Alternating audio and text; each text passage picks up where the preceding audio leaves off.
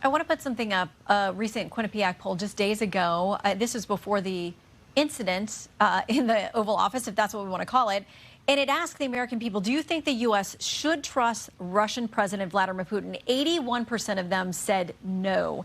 You know, it's hard to get 81% of Americans to agree on anything, but they're united on that. So why does this administration trust Putin? I think President Trump goes in with the cynical eye as he does. I imagine with any deal that he's made, it's not about blind trust at all. It's about looking at the factors that are on the table, negotiating with all interested parties. And then for President Trump, ultimately, he's going to look out for what's in the best interest of the American people, our ability to live in a peaceful and prosperous way in our country, and uphold the values of freedom that we hold dear. So I think, again, President Trump has a very realist view of the picture and what's at stake, which is why he's so committed to working to bring about an end to this war, and frankly, why he's proven that as this war has been waged over the last 3 years, he's the only one that has the ability to do that. So our next guest coming up, Democratic Congressman, Senator Chris Van Hollen, says that he is very worried about what he saw on Friday, what it communicates. He says the people who are celebrating are Russia and Putin, Xi and China, people who don't have America's best interests at heart.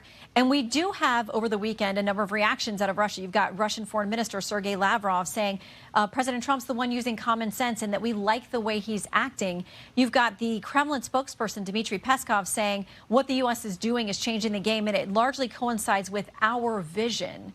What do you make of Russia celebrating and saying what the U.S. is doing lines up with their vision? They're going to say what their position is. What we should pay attention to here in the United States of America is the American people, so many people across the country celebrating the strong leadership that President Trump and Vice President Vance demonstrated in the Oval Office, something we have not seen over the last 4 years of the Biden administration, where we finally have a president who's going to stand up strongly and fiercely and unwaveringly for the cause of peace and freedom for the American people. I know that that is who President Trump has on his heart and on his mind as he is working towards bringing about a negotiated end to this war. I think those who are criticizing his efforts in this way are showing that they are not committed to peace. And in the case of many of those European countries, that they're not committed to the cause and values of freedom. Even though they speak of this, we heard very clearly during Vice President Vance's speech in Munich different examples of how these European partners and longtime allies in many cases are actually implementing policies that undermine democracy, that shows that they don't actually believe in the voices of the people being heard, and implementing anti-freedom policies. We're seeing this in the United Kingdom. We're seeing this in Germany. We saw it with the tossing out of the elections in Romania. So there's something fundamentally deeper here that shows a huge difference in divergence between the values that President Trump and Vice President Vance are fighting for, the values that are enshrined in our Constitution, the interests of the American people in our peace and freedom and national security, versus those of many of these European countries who are coming to Zelensky's side as he walked out of the White House, saying basically that they are going to support him in continuing this war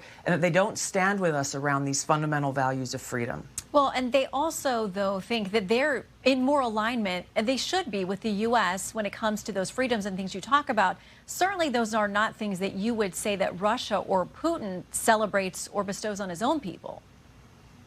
That's correct. I would not make that claim, and it's clear that that's not the case, nor does President Trump. But that's not really what we're talking about here. We're talking about many of these European countries and Zelensky himself, who claim to be standing and fighting for the cause of freedom and democracy, when we actually look at what's happening in reality in these countries, as well as with Zelensky's government in Ukraine, is the exact opposite. You have the canceling of elections in Ukraine. You have political parties being silenced or even criminalized or thrown in prison. You have the freedom of religion, churches being shut down. You have political opposition being silenced. You have total government control of the media. We could go down a whole laundry list of issues that are against the values of democracy and freedom. So it really begs the question, as Vice President Vance said again in Munich, it's clear that they're standing against Putin. Obviously, that's clear. But what are they actually really fighting for? And are they aligned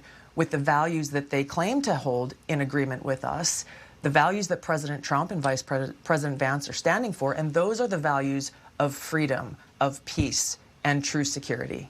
All right, so the way that you describe Ukraine and the way that most Americans and most of the world understands Russia, are you saying it's essentially choosing between the lesser of two evils? What I'm focused on is what President Trump is focused on, which is peace, seeing the world through a very clear picture and making sure that the president is having honest and good faith negotiations with both of these countries to bring about an end to this war. That is what it's about. That lives are at stake. The potential of World War III, if this war continues to go on and escalate, is what's at stake. And again, President Trump will make his decisions and will stay very focused on what is in the best interest of the American people and ensuring that future of peace and freedom.